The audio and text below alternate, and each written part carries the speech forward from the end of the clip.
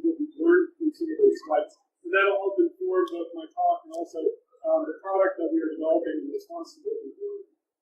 Before I go too much further, I'm going to give you a little background here. So our goals today are to help you understand some of the regulatory training. You've probably already seen some sessions on this, so I'm going to go through that pretty quickly. We're also going to talk about a better understanding of deconfliction technologies and talk about what the big questions are in beyond visual line of sight. So these are the topics we're going to go through. Before we start, I'm going to give you a really quick background on us and our product and where we're coming from. So our primary product is called FlightHorizon. It is an active detect and avoid system. It's designed for either piloted or fully autonomous aircraft, so it can actually send commands out to an autopilot. It provides active situational awareness. It's a fully independent software solution, so it's really independent of data source, independent of hardware, independent platform. It's based on exclusively licensed patents from NASA that included software, algorithms, prototype that we did took in, commercialized, and made it accessible for all different types of aircraft and flight situations. And it uses both existing and new infrastructure, as you'll see as we talk about this. And it's really designed around meeting some specific FAA requirements. All right, so real quickly, I'm going to go through the state of beyond visual line of sight. This is something you all are probably pretty familiar with, but it really informs the way that we think about these kinds of solutions. So why is there so much confusion right now? Why is there so much frustration? Obviously, it's because right now there are not standards for beyond visual line of sight for Part 107 flyers, particularly in other 333 exemption holders, for example. Because that doesn't exist yet, what you can do is get an individualized waiver or COA. It's done on a one-off basis. It's an individualized waiver that you get, and you have to go through a process of mitigating the risks and creating a full safety case in order to do that. And so as you'll see as I talk through some of this, that's really what we're focused on, is helping you create that full safety case. And filling some really important technical gaps. There are emerging standards. Some of you may have heard of SC 228. It's an RTCA committee that is coming out with operational standards, minimum operating standards, for things like detect and avoid and loss link.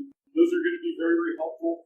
There's some more of those standards that are coming out this summer. We expect that those will help push the industry forward, and we also watch those.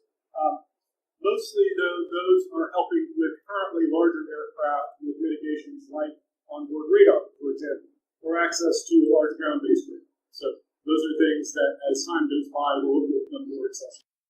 So what happens now is you have to get that individual waiver or individual COA or special government interest in order to fly beyond visual line of sight or otherwise get a waiver from the rules. In order to do that, you have to make a safety case, and in that safety case, you have to mitigate the risks. And these are many of the risks, as you probably know, that the FAA is looking for when it considers granting one of those COAs or waivers. Some of them are straightforward. Where are you going to be flying? How do you keep your aircraft in that space? How do you handle lost link? How do you handle lost GPS? How do you remain aware of your airspace, both around you with unmanned aircraft and also manned aircraft? How do you handle non-cooperative aircraft? So people who aren't talking to the air traffic control system, how do you handle that? Crew communications, operational and safety training, all of those things go into this. There are emerging standards that do this.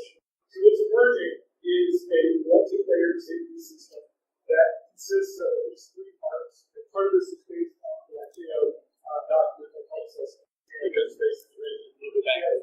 Pre-planning is a good part of that. We obviously have UTM emerging. There's some tools in UTM that we need to consider strategic pre-planning to pre-plan deconflict before your flight starts. Airspace management, particularly logging and flight. All right, so I'm going to tell you a little bit about FlightHorizon. We really have three versions of this product. One is the ground-based version. That's really the ground-based version that's used as supplemental if you're flying to your ground control station. We then have the creator version that's intended and is currently used on a variety of projects in ground control stations for monitoring the entire airspace and different aircraft. And then we have the onboard version, which is full-size pilot, which is the box up here. Your box doesn't have to look exactly like that. So we're actually talking with partners about running it in a wide variety of settings, potentially side by side with other flight computers, or as an independent flight computer like this. So the portion that we're really concerned about is standard. So there are lots of ways to detect aircraft with more better, they're getting cheaper, they're getting lighter. At the same time, of course, autopilots are available, have been available for a long time, they're getting better. We're in the middle with the idea of autonomous avoidance, that you've got to have some way for the aircraft to know it's detected something and to navigate around that. The way that's done now, of course, is an unmanned pilot performs that function. But when you have unmanned pilots that are going to be running 20 aircraft at a time, or you have fully autonomous operations in which you want to manage by exception, and you're not continuously doing manned avoidance, you're going to have an autonomous avoidance system. And that's really the gap that our system is designed to fill. So it takes inputs, it will take whatever's available. We start with transponders, that's kind of the rules of the road. If transponders are available, that's where we start. We add radar if that's available, and we're working with radar partners on getting onboard radars. That's kind of the holy grail. And then network sources. So UTM is probably going to emerge as the premier network source. We're excited about that. Right now, there are obviously other network sources of airspace data as well. Those go into the system, and then they go out to either the airspace manager, or they go out to the pilot, or they go out to the autopilot. They may go out to all three simultaneously, and that's what I'm going to talk to you about. So the way the system works, very briefly, is it is pulling in data, parsing it, indexing the targets. It is building trajectories, creating predictions of any potential collisions. It is then iterating through strategies to issue an avoidance command. That avoidance command usually takes the form of a series of waypoints, and that's either sent to the user interface or it is sent to the autopilot, and then it rechecks it again multiple times per second to be sure that nothing has changed. Obviously, it's dependent on the frequency of data it's getting, but it's capable of checking more often than it gets the data. The most basic configuration of this system would be to have transponders on your aircraft and have that data being processed by the software either on the ground or on the aircraft, to have the radar data, if you do have a radar either on board or on the ground, and then to take your avoidance maneuver by sending your command back out or to your autopilot on the aircraft. So this has been flown with a variety of platforms. We've gone from the very large, it was developed on the NASA Icona, and that's really where it's tested frequently. We fly it on Phantom 4s because as long as it has a transponder, we can track that aircraft and then track the airspace around it. It also has airspace logging, which is popular, particularly with people who are running programs or who are doing research. They find that the logging capabilities are really important. It can actually do full binary signals logging of everything it receives from all of the sensors. You need to attach some extra hard drives to your system if you're going to do that. And then you've got the onboard version we're working on. This is a really basic picture of the user interface. This is the 3D synthetic cockpit view. You've got your aircraft in the middle. You've got tracked aircraft. You have alert and warning circles.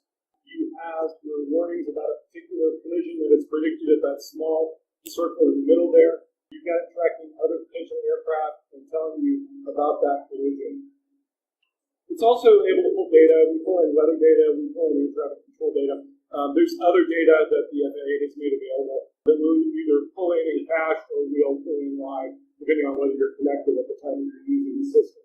The system, we haven't reached a limit on the number of aircraft and simultaneously predict the number of trajectories, and so we found that the performance is sufficient for some of the busiest airspaces in the world. This is a real quick video to give you an idea of how the software thinks, kind of what it's doing. So the white aircraft in the middle here, you've been told that there is a potential collision, so you've taken an avoidance maneuver, you're going to descend. You're following a green line that provides some guidance in the interface, but that's also helpful for telling you what the software is thinking about what you're doing. It took the collision potential off because the moment that you began to descend, you moved out of the potential collision. So it's going to take you back onto the flight path that you had already set. So when we go out and do demos of this, we'll actually go out and use a Phantom 4. And it's just a demonstration of how inexpensive and how flexible a system like this can be.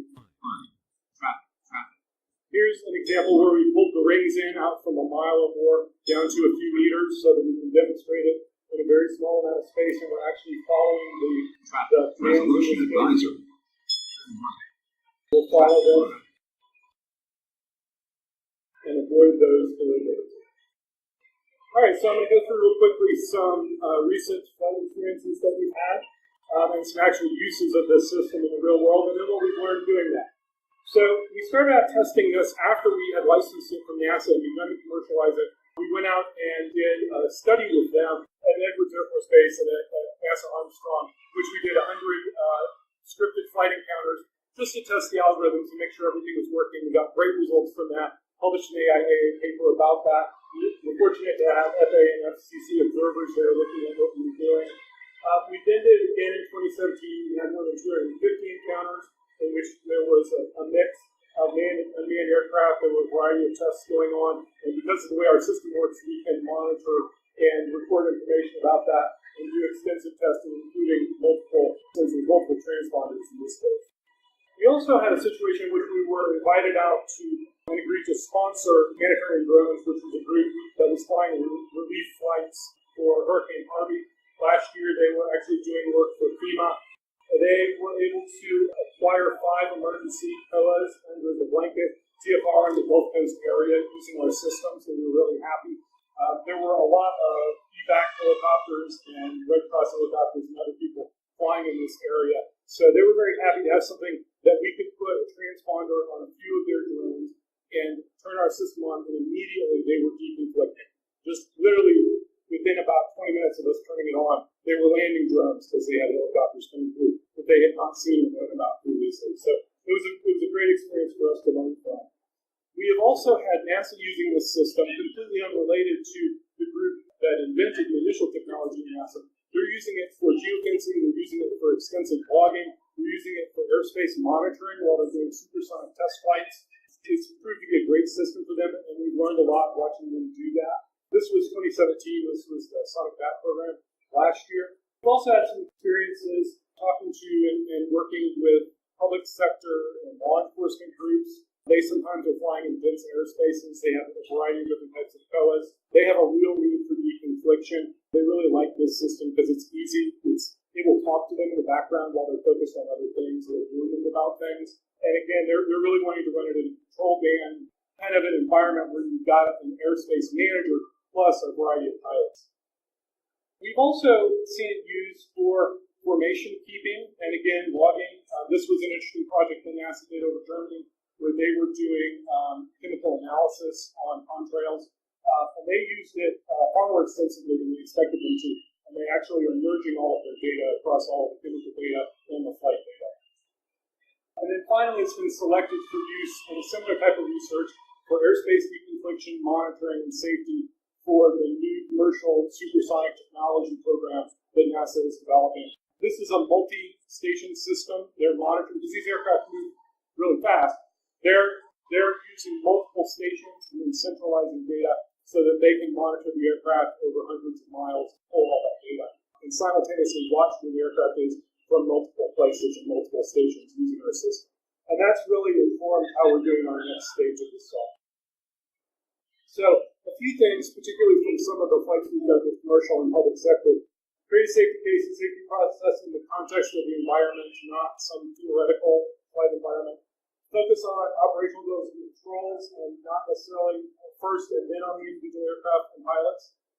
Focus on overall situational awareness and communications. This is what we found was most valuable, that if they can prevent a lot of problems by being aware of it at a higher level of the operation, they always love that. I was really happy with it.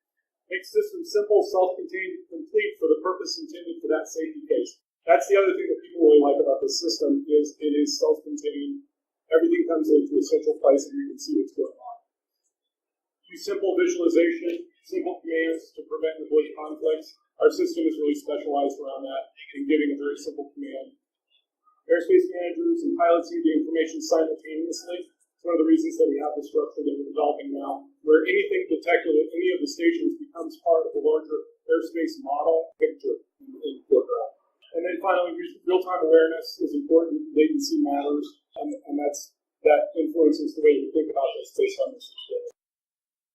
So our GCS product was really designed and intended for individual pilots, and a lot of these experiences have taught us that we also need to have some special features and a lot of modularity and flexibility for a commander. So that's our new FlightHorizon Commander product.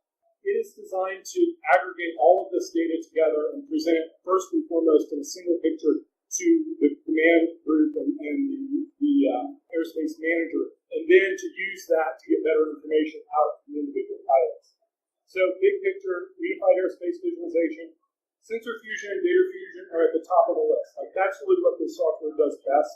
And in fact, I was talking to some of our partners and some other vendors of sensors, and I was describing what we were doing with this software, which is an extension of the way that we've used their sensors up to this point. And they were really interested and excited by that because they were like, you have a system where we're just going to drop sensors in. You can add additional sensors as they become available, as your mission changes, as you buy new things, you can just add them to the system. And that's really our model with this software, is to make it easy to drop new sensors and new technologies in with the same airspace model, the same safety case, and the same ability to provide the avoidance maneuvers out.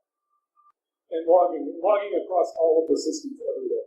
So the system's highly modular. This is just a little bit of technical background. It is designed so that the individual workstations can subscribe to the airspace model, and the airspace model can push information out to the individual workstations. So our goal is to have the most advanced airspace model and management product on the market, to have this server that is collecting all the information and that can also work with the individual pilots on an integrated basis. These are some papers that NASA has published about this, and that's my presentation. So I really appreciate your all's time and your interest in this topic. Anyone have any questions for Franklin? Just to clarify, basically you're relying on ground radar, some UTM and ATC, what was it, ADSB. Yeah. So as far as I know, small drones like the Phantom don't transmit an ADSB, right? It's only receiving. So do you do any? Are you relying on the UTM to manage other drones, or do you have any system in place for non-cooperative small drones? Yeah, so let me clarify that picture just a little bit, a couple of things. So when we use the Phantom 4, we do put a transponder on, and it is broadcasting. We use that so we can track ownership. However, there are lots of other ways to get that information. So we can pull the telemetry straight out of the ground control station and use that. With the transponder, you actually have redundancy, and so that's one of the reasons that we do that. There are ground-based radars, and so we're talking to several companies about relatively inexpensive radars that are suitable for this purpose. For example, inspecting a mine, an oil field area within a certain number of kilometers of the base station. But ultimately, the plan is to put the radar on board. We are radar and sensor agnostic. So we do have partners that we're working with, but we are adding partners as the technologies become available and appropriate for sort of Group 2 and larger aircraft. And we know that the Group 1 aircraft, it's just going to take longer for those technologies to be suitable. We do expect, of course, ATM is going to make a big impact on our ability to get the data to do the avoidance and to provide the command environment. And so we're excited about that. We're on the subcommittee for detect and avoid of the ATM program, so we just participate in that. Another question right over here. Thank you. For low-flying small drones, have you considered LTE and 5G networks? So the question was, are we considering LTE and 5G networks? So cellular networks, yes. We consider all of that network. So how you get access to the network, it may be through LTE, or it may be through a satellite modem, or it may be through a long-range terrestrial radio, which is popular right now. We are going to adopt those technologies as they become available, and there are people who are coming out. There's actually multiple right now, recently been announced, of essentially ADSB alternative transponders and data units for sending data back to the ground station that are non-ADSB but behave a lot like ADSB transponders. And that's because, of course, under 400 feet, it's not clear that ADSB will be used or where it would be used. So sometimes ADSB will not be either allowed or won't be appropriate based on the terrain for use under 400 feet. Hi, great presentation. Do you also conflict FAA restricted airspace or TFRs in real time? Yes, so the command version is definitely going to do that. We load up restricted areas as a part of the data set that we keep online. We're adding more data sets all the time. So the FAA is actually publishing more data now than they were, say, a year ago. And so there's a lot more information. We have the facilities map, for example, that the FAA has recently published for UAS users. All of that's loaded in our system, and it's going to be in the next version. So we're adding all that data. Making it real time is just a matter of whether you have a connection. Because whether it caches it or it actually pulls it at the time that you want to fly is really just a matter of whether you have a connection. And it'll tell you whether it's using a cached version or whether it's going to use a live version of that. Okay, let's give them a round of applause. Greatly efforts. Thank you all. with Vigilant Aerospace Systems. Thank you very much.